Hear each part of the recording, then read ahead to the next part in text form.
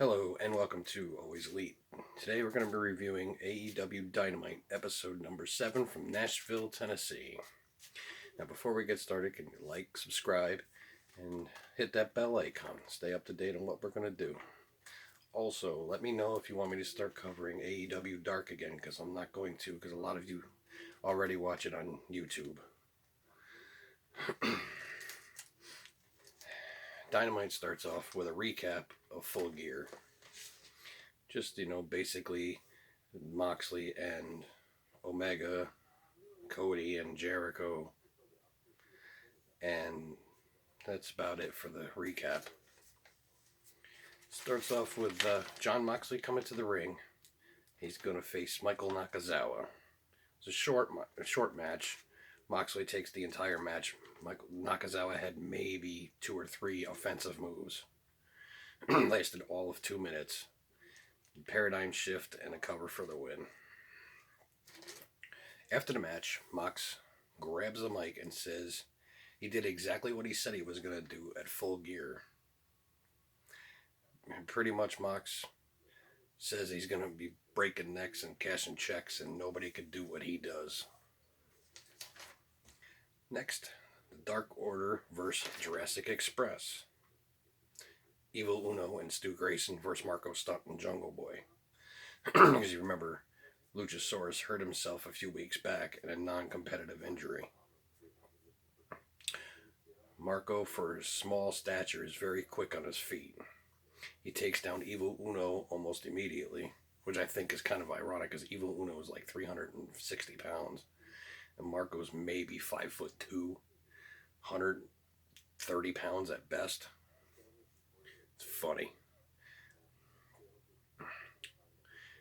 Uno with a huge senton and Dark Order take control. They pretty much take the rest of the match. They do their finisher, the fatality, and a pin. Uno gets a mic and offers Marco a spot in the Dark Order. But he refuses, and they start to beat him up and Jungle Boy up. Then LUCHASAURUS comes out. He's back. Yes, he is. And he just clears house. He's a one-man wrecking crew.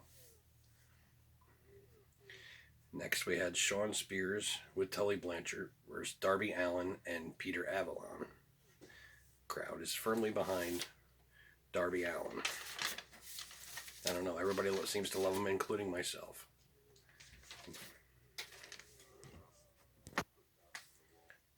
It's all Darby early. Then Joey Janela comes down about halfway through the match. Starts fighting with Shawn Spears. They fight over the rail and through the crowd, which pretty much takes Spears out of the match. It was over quickly after that. Darby with the coffin drop on Avalon for the win. After Darby grabs the mic and says he accepts Jon Moxley's challenge, which that should be a good match. I'd love to see that. Next up is Nyla Rose versus Danny Jordan.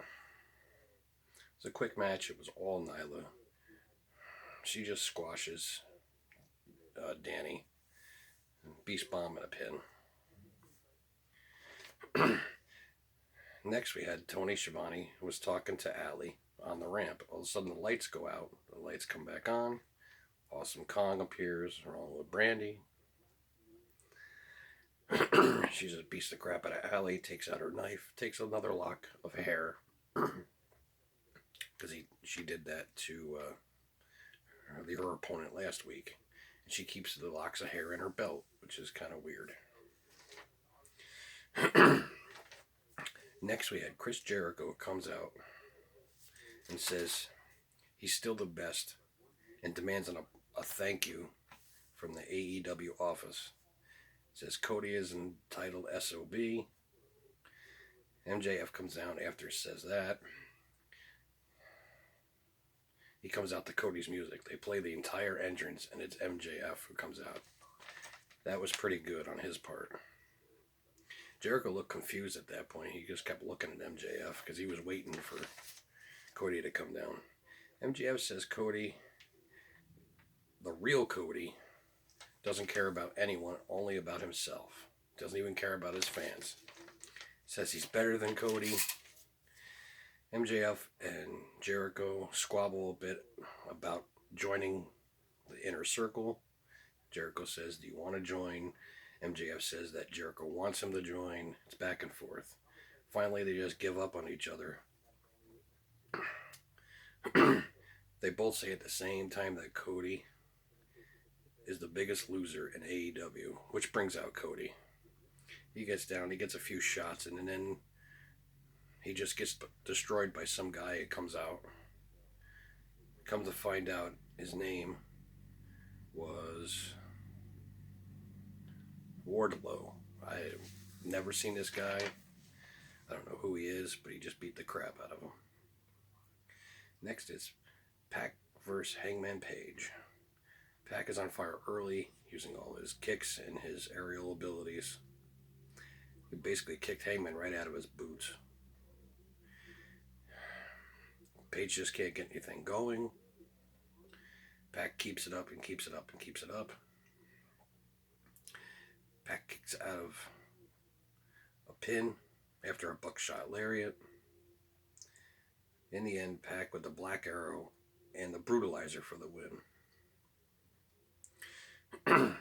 The camera cuts backstage, catches the Young Bucks and Centon and Ortiz fighting, and they eventually come back out to the arena and start fighting. Guess this was the fallout from Full Gear. And eventually they powerbomb Matt Jackson through the stage, and it looked pretty nasty because the board did not break right.